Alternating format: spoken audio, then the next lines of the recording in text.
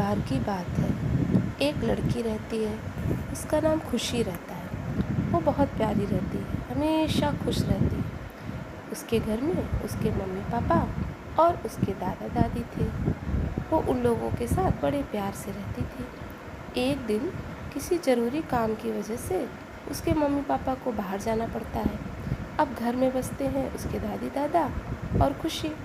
तभी किसी के दरवाजे पे खटखटाने की आवाज़ आती है। खुशी सोचती है कि दरवाज़ा खोल दूँ।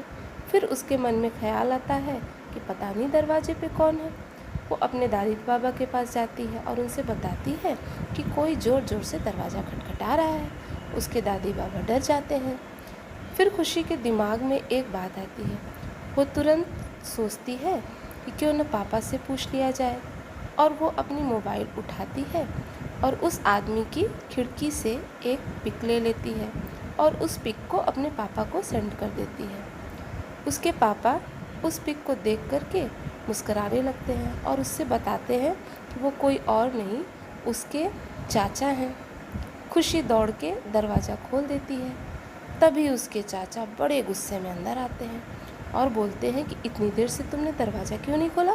मुझे बहुत प्यास लगी थी।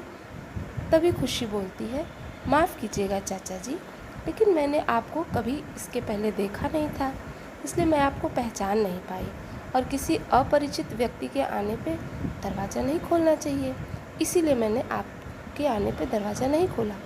उसके चाचा बहुत खुश हो जाते हैं, बोलते हैं, अरे वाह, तुम तो बहुत समझदार हो, गुड, ऐसा ही करना चाहिए। कभी भी किसी भी अपरिचित के आने पे तुरंत दरवाज़ा नहीं खोलना चाहिए।